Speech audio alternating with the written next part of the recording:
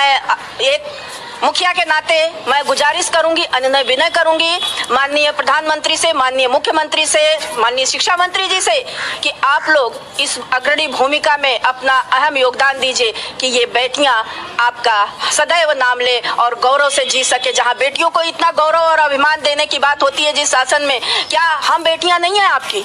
हमारी जो उपेक्षा हो रही है, क्या ये आप ये संज्ञान में नहीं है? और संज्ञान में न हो तो हाई पावर कमेटी आप दोहरा लीजिए।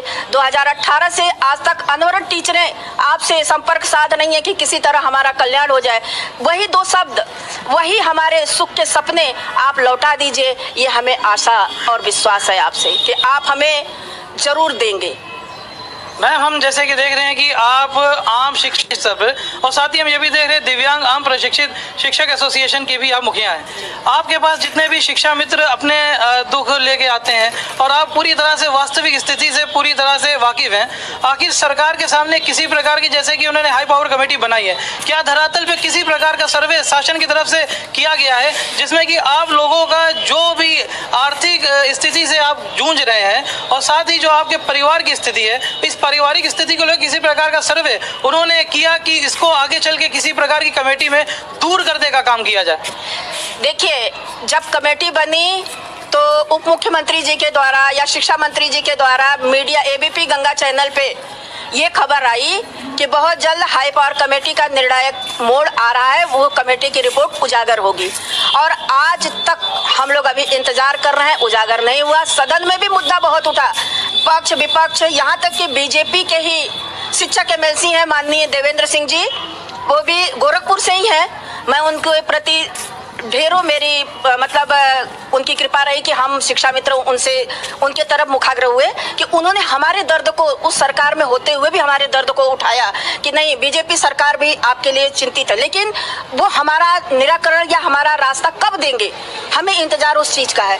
और इस समय स्थिति बहुत नजदीक है, बहुत नजदीक स्थिति के कारण हम तो चाहते हैं कि हमारा भी निराकरण इसी 2-3 दिन के अंदर सरकार कर दे, माननीय मुख्यमंत्री जी कर दें, माननीय उप मुख्यमंत्री जी कर दें, माननीय शिक्षा मंत्री जी कर दें, या माननीय प्रधानमंत्री जी या राष्ट्रपति जी ही हमें दे दे रास्ता। लेकिन हमें रास्ता चाहिए, हमें रोटी का विकल्प चाहिए। बिन रोटी के विकल्प के शिक्षा मित्र परिवार आज ऐसी स्थिति से जूझ रहा है जहां सारी विसंगतियों और रोटी के लिए मोहताज अनाथ बच्चे बेहाल पड़े हैं, बूढ़े माता पिता एकटक आस देख रहे हैं और जो खड़े भी हैं दवा के लिए परेशान है कि उनको उस 10,000 में वो अपने बच्चों का लालन पालन करें, बच्चों को उच्च शिक्षा दिलाएं, कि अपने घर में रोटी खाएं, कि जो हम अस्वस्थ हुए हैं उसकी दवा इलाज कर लें। आखिर हम जाए कहाँ? और समय से भुगतान नहीं, ये बड़ी विडंबना है। इसी विडंबना को लेकर के मैंने कई बार माननीय मुख्यमंत्री जी से, शिक्षा मंत्री जी से अनुनय विनय किया मैंने कि मान्यवर हमारे विकल्प को निकाल दीजिए, हमारे रास्ते निकाल दीजिए। निकालना आपको ही है, आप सत्ता में बैठे, हम एक बार नहीं 100 बार हम आपके पास ही आके कहेंगे। किसी की क्या रही नहीं रही उससे हमें नहीं मतलब है, हमें मतलब आपसे है कि आप हमारा निराकरण करके हमारा रास्ता बना के दे दीजिए।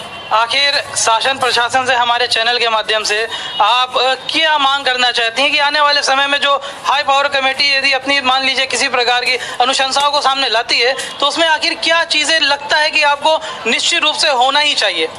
देखिए, हमारा विकल्प है पूरे भारत में प्रशिक्षित वेतनमान कहा कभी माननीय सुप्रीम कोर्ट ने हिमाचल प्रदेश सरकार को दिया, तो उत्तर प्रदेश को क्यों नहीं?